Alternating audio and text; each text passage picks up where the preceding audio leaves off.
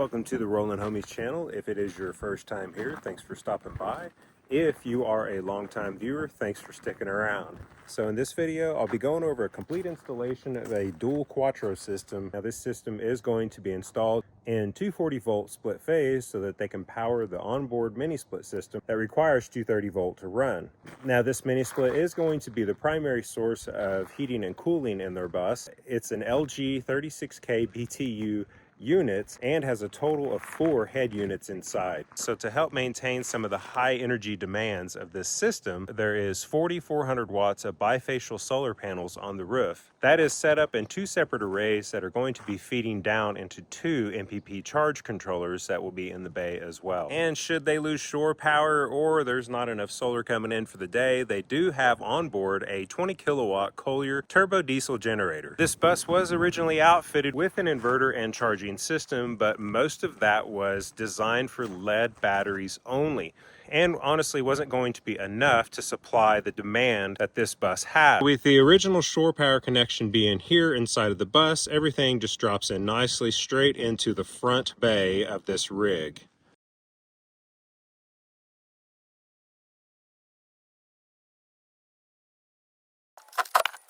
Man, those 8D batteries, they're not a joke. I just want to show what kind of space I'm working on here. And for my plan, I'm actually going to be putting some 2x4 straps on the wall here, and I will router out the back so that it fits flush. And then I'm only going to need about 4 wood to metal screws to anchor those 2x4s to the wall. Once I get those first strips in, I will be installing a nice carpeted wall that I can attach all my components to.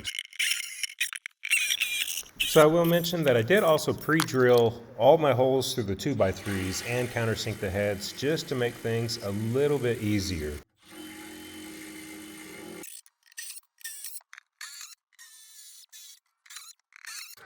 So, pretty solid. So now make me a piece of plywood that kind of follows this template here. Batteries will go in this area. Quattros will go in that area.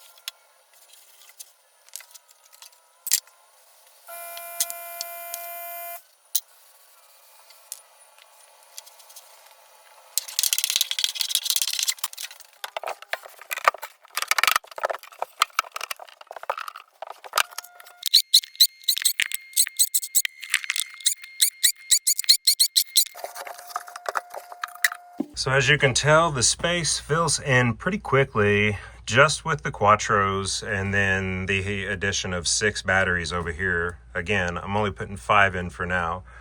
And then there's the 2 charge controllers, and there's still all of the Lynx distributors and smart BMS and the converter that have to go in. So at this point, my first plan of action is going to be getting the batteries installed, and I'm going to install a base that's going to space them 1.5 inches apart so that they can breathe. And basically that'll be one boxed inside on these batteries.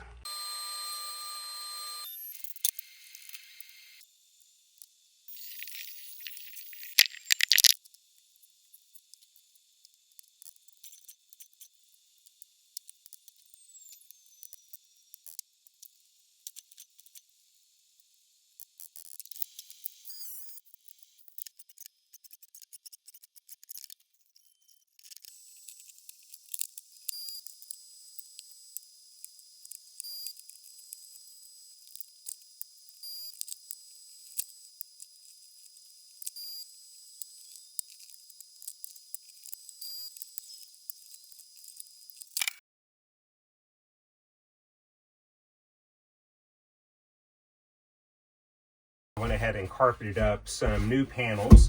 As you can see, I have a side panel and then a front cabinet piece. Something else I have to do to these walls is create kind of a cleat for spacing so that the batteries can't rock back and forth. So I'll probably put some 2x4 or 1x2 straps right here on the front of this panel and the sidewall panel, and that will allow me to just screw this panel straight into the front. So you do need to be able to disassemble this box, and I didn't want to put a lid on it either because well, the most heat generated from these batteries is from the BMS, which is right here on top of the battery box in this area. Now, fortunately, while doing the capacity test on these batteries and running a solid 900 to 1,000 watts through them, these batteries did not heat up at all. The top of the batteries will be exposed by about 2 inches. They will be able to see the display here to know what voltage their batteries are at, and it will give them access to the power button to turn the batteries off if they need to disconnect them. Now, typically in these systems in the past, I have installed dual breaker systems to divide the 240 volt line coming in into the 2 Quattros, and then once they come out of the Quattros, they go back into another breaker to combine them to send them up to your service panel. I'm going to have to elevate these Quattros because I need to install a raceway underneath them.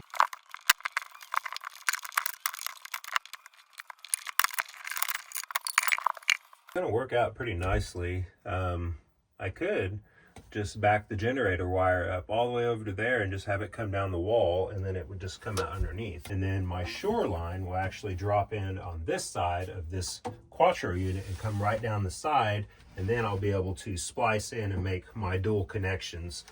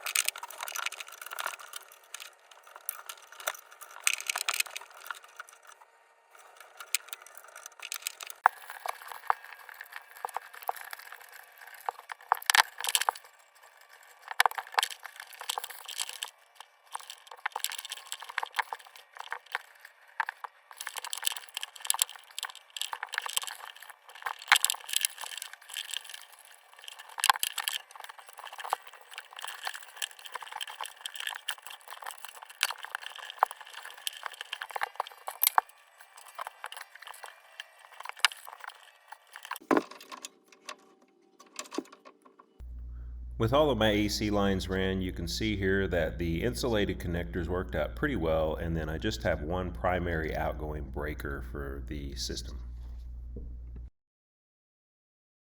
Now I'm going to start working on the wall here that's going to cover the front and the side up, just like I did over there. And then I'll have a middle support here in the center that's going to hold an mppt, one on this side, one on this side. And they'll be stationed as high as possible, and then I'll have some exhaust fans in here as well. You can see my general plan for what I'm going to start doing for this wall. Or I'll have another panel right here, and then I'll have a midpoint attachment here. And this is where the MPP charge controllers are going to sit. Over in that corner will be the converter and a few other bus bars that I have to put together for this system. I'm going to go ahead and get everything kind of mocked up on this wall, and then I'll get my holes cut out where I need them to be.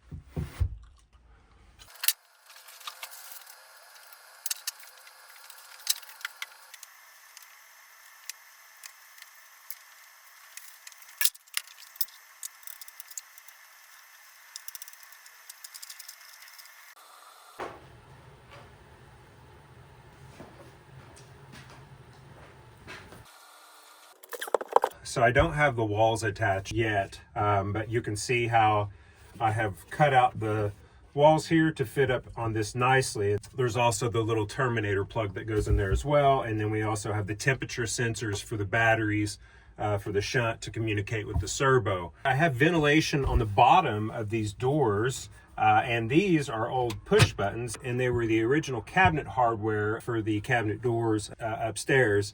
I don't know, I just thought it was nice. There you can see there will be complete access into this area to kind of view things and check wires when they need to. So I'm going to go ahead and get the front door out of the way so that I can continue working on the wire. And additionally, just show you how things are looking and what kind of modifications I've made to the Lynx distributor. So I do still need to attach this wall. I'll have to put another brace here.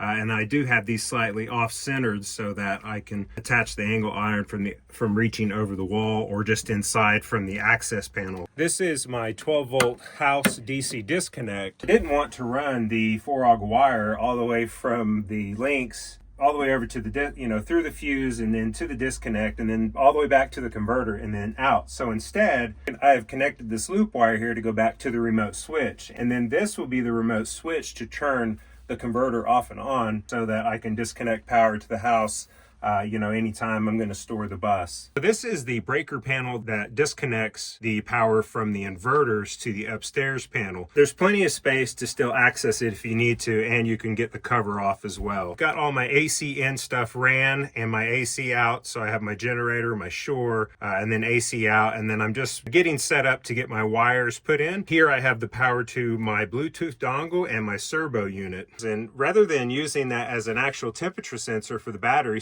since I have one on the shunt already, I'm just going to use this as ambient temperature in the bay, which I can use that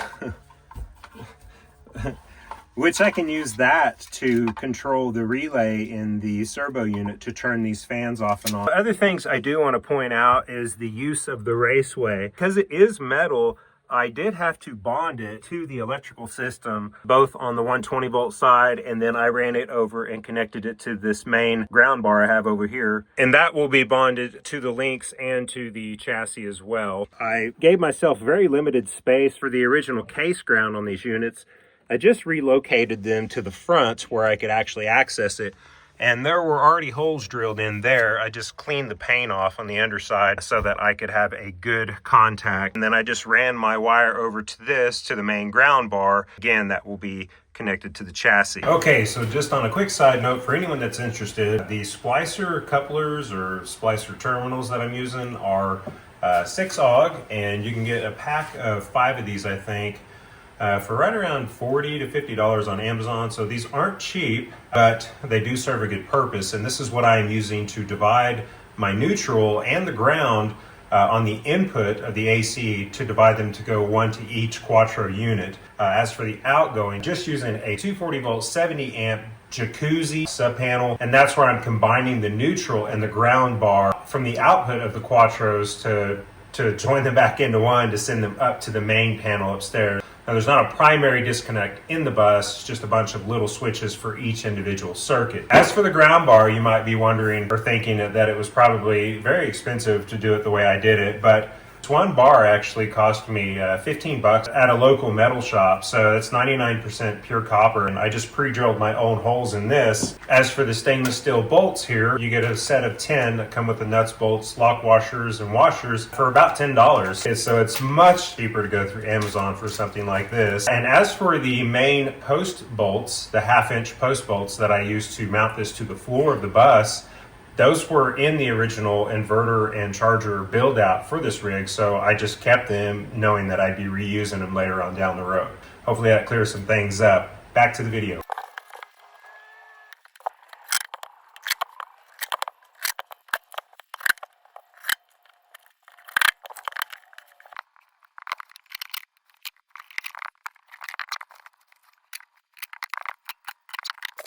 Got the Lynx distributor in here, and I've got my wires ran from the batteries over to it, and I'm going to take this panel off and show you some of the modifications I've done to these units so that I could get all 6 of my battery positives underneath this cover. All right, looking here, you can see I have my temperature sensor right there wired into the negative bus bar here. I just drilled out my own holes to add 2 additional spaces on this bar. There's only 2 and then 4, and then over here where you connect, there's the additional terminal up here, but I did not want to have a positive exposed, seeing how the body is right here, and that metal, if anything ever happened, I have the rubber boot on there and that just stays on, and then you can see I have all the negatives on this side. There is a chassis ground, and that gives me a 5th lug, and again, that's where I cut the center of this out and put my temperature sensor in there. So that's how that looks, and I do use a torque wrench to tighten all this stuff down.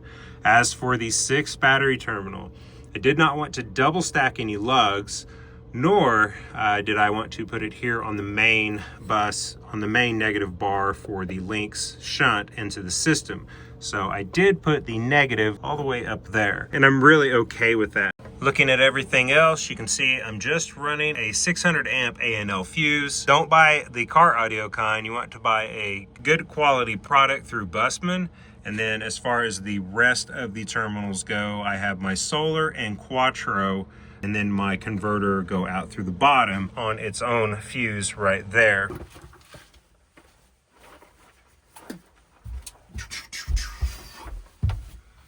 Okay, so I'm pretty much at the end. So I've got everything attached and well ready to go. I do need to go through and finalize all the settings here through the servo unit. I'll be doing that through the touchscreen. But I wanted to show you one last thing that I like to do before firing up these Quattros. I like to use these little resistors here. This is a 25 watt 30 ohm ceramic resistor, and I've just crimped some wire leads on the end of this. I've already got my disconnect and everything hooked up. What I'm going to do is bridge the power coming in from one side of the switch to the other so that it will pre-charge the capacitors. I'll get my glasses on just because that's the kind of guy I am, like my eyesight. But I can't always guarantee that you will see a spark. And to be completely honest, I've already turned these on. I thought it would be important to show anybody interested. So I'm just going to touch this side over here first. So now I'm going to touch right here and just hold it for about 15 seconds. Now, if there was something wrong in the system, this capacitor would have actually started to smoke. Pretty smooth. But I do want to point out, these can get just a little warm to the touch, but there's not a whole lot of inrush that was going through this to charge it up. But I've got one switch thrown. I'm going to go ahead and do the other one. And then I'm going to fire these up. First of all, let's just take a look inside and see how I finished out the Touch 50 monitor. The old system had a 4-position manual transfer switch that was just ginormous and required that all power sources run all the way up to it. So with the deletion of that power switch and adding in something like the servo with the touch, I'm able to disconnect from either shore power, generator power, or just let the system run and plug in whenever I need power. Or of course, just let the solar work. I really like being able to use the servo's relay to run the auxiliary fans, and it's very simple. You just have to set up the temperature parameters inside the servo unit and then put the fans where you need them and then run your 12-volt power through the relay switch. And lastly, I got to mention the tank monitoring system. It was very important for the owners to have a solid water monitoring system. I chose to go with the sea level monitoring system through Garrett Instruments. The servo unit really streamlines a lot of stuff. I liked being able to run the tank monitoring system through it with the use of the 4 to 8 pin interface wire. I picked that up through Van Life Outfitters along with the sea level monitoring system itself, and it has a port on the back of it that just plugs into the servo unit using the RJ45 cable. Of course, there's additional setup required in the unit, but once you get all that figured out, the system is pretty awesome to have. Well, I hope you liked the video and I hope some of it helped you out. If you haven't yet, please like, definitely share, and leave a comment if you wish. Thanks.